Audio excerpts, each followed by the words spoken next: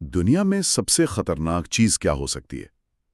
مطلب کوئی مہلک ہتھیار، کوئی خطرناک بیماری، یا پھر کوئی بہت بڑی قدرتی آفت؟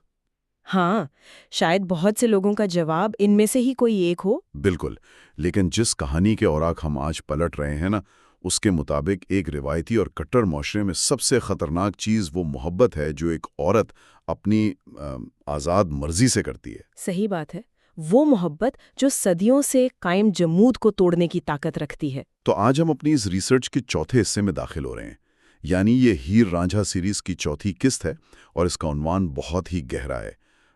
عنوان ہے جب عشق گناہ قرار دے دیا گیا۔ یہ واقعی ایک دل دہلا دینے والا عنوان ہے۔ بالکل۔ آج کی اس گفتگو میں جو ہمارا ماخذ ہے شیڈوز اوور چناب، اس کی روشنی میں ہم اس نازک موڑ کا تفصیلی جائزہ لیں گے جہاں محبت ایک خوبصورت احساس سے نکل کر مطلب ایک معاشرتی جرم اور بغاوت بن جاتی ہے، اور ایک تباکن طوفان میں بدل جاتی ہے۔ تو چلیں ذرا اس کا گہرائی سے جائزہ لیتے ہیں۔ دیکھیں، یہ کہانی کا وہ حصہ ہے جہاں سے اب واپسی کا کوئی راستہ نہیں بچتا۔ ہم اکثر محبت کو صرف رومانویت کی اینک سے دیکھتے ہیں نا؟ ہاں بالکل ایسا ہی ہے۔ لیکن جب یہ رومانویت ایک ایسے معاشرے کی دیواروں سے ٹکراتی ہے جس کی بنیاد ہی بہت سخت اصولوں پر ہو، تو پھر یہ دو لوگوں کا ذاتی معاملہ نہیں رہ جاتا۔ صحیح، یہ تو مطلب نظام کے خلاف ایک کھلی جنگ بن جاتا ہے۔ بالکل جنگ بن جاتا ہے۔ اور اس وقت جنگ کی فضا کو اگر ہم غور سے دیکھیں تو ماحول بہت تیزی سے بدل رہا ہے۔ رانجھا اب اس گاؤں کے لیے کوئی اجنبی مسافر نہیں رہا۔ ہاں، اس کی گمنامی کا پردہ چاک ہو چکا ہے۔ بالکل، گلیوں اور چوپالوں میں اب اس کا باقاعدہ ذکر ہونے لگا ہے۔ کوئی اسے بانسری والا کہہ کر پکارتا ہے، کوئی مسافر کہتا ہے، اور کوئی اسے وہ پراسرار لڑکا مانتا ہے جو ہمیشہ دریا کے کنارے بیٹھا رہتا ہے۔ اور دوسری طرف اگر ہم ہیر کی بات کریں تو اس کی کیفیت بھی مکمل طور پر بدل چکی ہے۔ وہ کیسے؟ مطلب وہ محفلوں میں، گھر کے کاموں میں یا رشتہ داروں کے درمیان جسمانی طور پر تو موجود ہوتی ہے، لیکن اس کا ذہن، اس کا وجود جیسے کسی اور ہی دنیا میں ہوتا ہے۔ اچھا، یعنی وہ بس کھوئی کھوئی رہتی ہے۔ ہاں، وہ بس خاموش بیٹھی کھڑکی سے باہر چناب کی لہروں اور اس پگڈنڈی کو تکتی رہتی ہے جہاں سے رانجھا گزرتا ہے۔ سچ ہے نا کہ عشق چھپتا نہیں، آنکھیں سچ بول دیتی ہیں۔ یہ سب پڑھ کر تو یوں محسوس ہوتا ہے کہ عشق کو زبردستی چھپانا بالکل ایسا ہی ہے جیسے کوئی انسان دھوئیں کو اپنی مٹھی میں قید کرنے کی کوشش کرے۔ ارے واہ، یہ دھوئیں والی تشبیہ یہاں بہت زبردست فٹ بیٹھتی ہے۔ ہے نا؟ مطلب دھواں آخرکار انگلیوں کے درمیان سے راستہ بنا ہی لیتا ہے۔ رانجھا بھی اب صرف محبت میں نہیں بلکہ اس میں پوری طرح ڈوب رہا ہے۔ بالکل، اور دیکھیں یہاں ایک بہت گہرا نفسیاتی پہلو ہے۔ جب تک محبت ایک اختیار ہوتی ہے نا، انسان کے پاس تھوڑی طاقت ہوتی ہے، وہ حالات کنٹرول کر سکتا ہے۔ صحیح۔ لیکن جب وہ انتخاب ایک ضرورت بن جائے تو انسان کمزور پڑنے لگتا ہے، اس کا خود پر کوئی کنٹرول نہیں رہتا۔ اچھا ایک سیکنڈ، کیا ہم واقعی اسے کمزوری کہہ سکتے ہیں؟ آپ کا کیا مطلب ہے؟ میرا مطلب ہے ہیرا ایک بہت ہی مضبوط خاندانی پس منظر رکھنے والی لڑکی ہے۔ کیا یہ ممکن نہیں کہ وہ کمزور نہیں پڑ رہی بلکہ شاید پہلی بار وہ اپنی اصل مرضی کو دریافت کر رہی ہو؟ یہ تو آپ نے ایک بالکل نیا زاویہ دے دیا۔ ہاں، مطلب جسے معاشرہ اس کی کمزوری یا کھویا ہوا پن سمجھ رہا ہے، وہ دراصل اس کی اس فرسودہ نظام سے ایک خاموش بغاوت ہو۔ یہ ایک بہت ہی فکر انگیز نکتہ ہے۔ ہم جسے کمزوری سمجھ رہے ہیں وہ واقعی پرانی شرطوں سے آزادی کی ایک شکل ہو سکتی ہے۔ بالکل۔ ہیرا کا محفلوں سے کٹ جانا اس بات کا اعلان تھا کہ اسے اب اس معاشرے کی منظوری نہیں چاہیے، لیکن نفسیاتی حوالے سے دیکھیں تو یہاں ایک بات سب سے زیادہ حیران کن ہے کہ یہ آزادی انسان کو کتنا غیر محفوظ بنا دیتی ہے۔ مطلب ولنریبل کر دیتی ہے۔ ہاں نا، جب آپ اپنے ارد گرد کے حفاظتی خول کو توڑتے ہیں تو آپ کی روح بالکل ننگی ہو جاتی ہے، اور یہی بے باکی معاشرے کو سب سے زیادہ ڈراتی ہے۔ صحیح کہا، اور ظاہر ہے جہاں دھواں ہوتا ہے وہاں معاشرے کے کچھ مخصوص کردار آگ ڈھونڈنے پہنچ ہی جاتے ہیں۔ قیدوں کی بات کریں آپ؟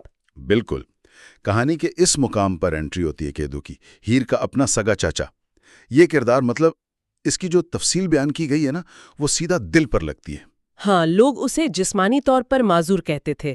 جی، وہ لنگڑا کر چلتا تھا، لیکن جو بات سب سے زیادہ خوفناک ہے وہ یہ کہ اس کی اصل معذوری اس کے جسم میں نہیں تھی، اس کے دل میں تھی۔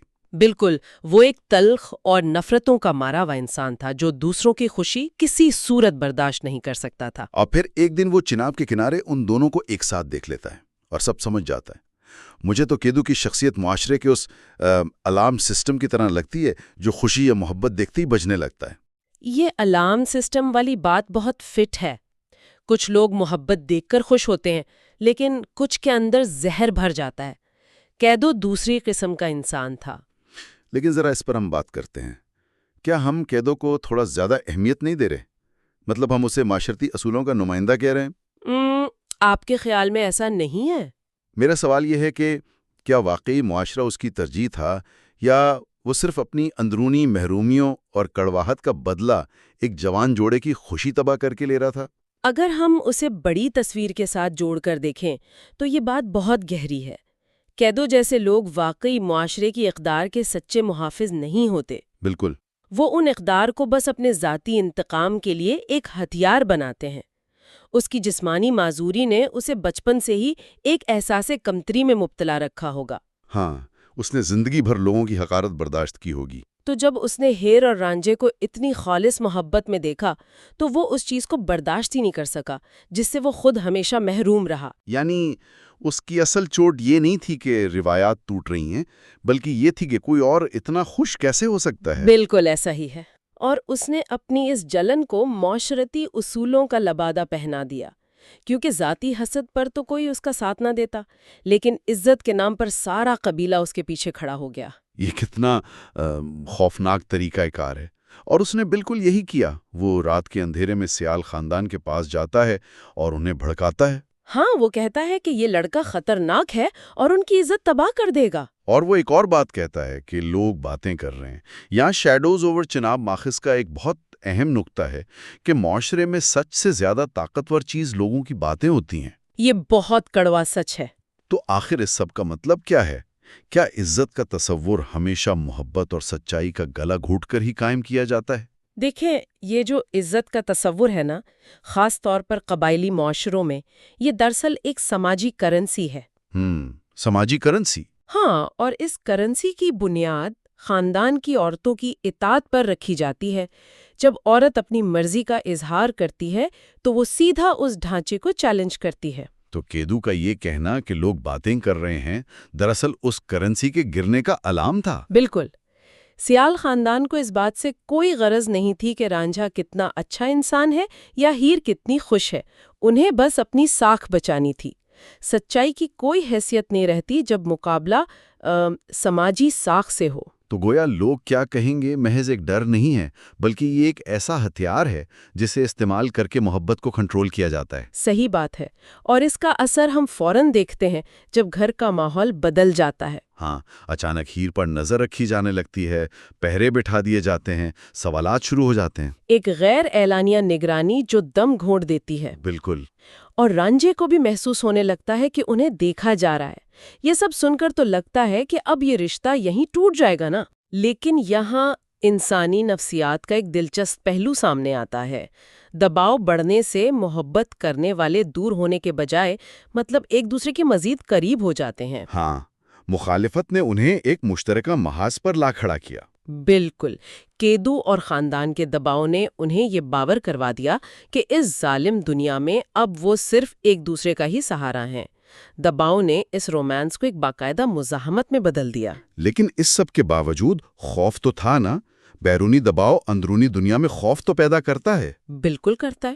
اور اس کا اندازہ ہمیں اس شام ہوتا ہے جب چناب کی کنارے تیز ہوا اور سیاہ بادلوں کا منظر پیش کیا گیا ہے۔ ہیر پہلی بار ڈری ہوئی ہے۔ وہ سیاہ بادل دراصل اس طوفان کی علامت ہے جو ان کی زندگیوں میں آنے والا ہے۔ ہاں، ہیر رانجھے سے کہتی ہے کہ کیدو نے ہمیں دیکھ لیا ہے، اب احتیاط کرنی ہوگی۔ رانجھا بھی جانتا ہے کہ اب یہ صرف محبت نہیں، جنگ بننے جا رہی ہے۔ یہاں ہیر کا ایک جملہ ہے جو بہت دل خراش ہے۔ وہ کہتی ہے کہ اس زمانے میں عورت محبت نہیں کر سکتی تھی، اسے صرف حکم ماننے کی اجازت تھی۔ یہ کتنا ظالمانہ نظام تھا۔ مطلب آپ سوچئے، ایک جیتا جاگتا انسان اپنی پسند کا اظہار نہیں کر سکتا کیونکہ وہ ایک عورت ہے۔ یہی تو وہ تاریخی حقیقت ہے کہ اس دور میں عورت کا محبت کرنا ایک ناقابل معافی جرم کیوں تھا؟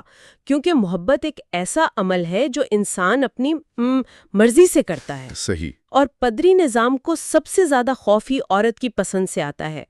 ہیر کا رانجھے کو چننا اس پورے ہزاروں سال پرانے نظام پر حملہ تھا۔ اور جب ہیر ڈر کر رانجھے سے پوچھتی ہے کہ اگر انہیں دور کر دیا گیا تو یہاں ایک ایسا لمحہ آتا ہے جس میں مجھے سوچنے پر مجبور کر دیا۔ کون سا لمحہ؟ رانجھا فوراً جواب نہیں دے پاتا، وہ کچھ دیر کے لیے خاموش ہو جاتا ہے۔ کیا رانجھے کی یہ ہچکچاہٹ اسے ایک دیومالائی ہیرو کے بجائے ایک حقیقی اور کمزور انسان نہیں بناتی؟ اس سے ایک بہت اہم سوال جنم لیتا ہے کہ کیا سچے وعدے تقدیر کے سامنے ٹک پاتے ہیں؟ میں اس خاموشی کو کمزوری نہیں، سچائی سمجھتی ہوں۔ اچھا، وہ کیسے؟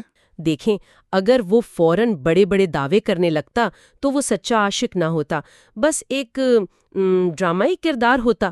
اسے اندازہ ہو گیا تھا کہ محبت کرنا ایک بات ہے اور پوری دنیا سے ٹکرانا بالکل الگ چیز۔ ہاں، وہ دنیا سے لڑنے کے لیے تیار تو نہیں تھا نا؟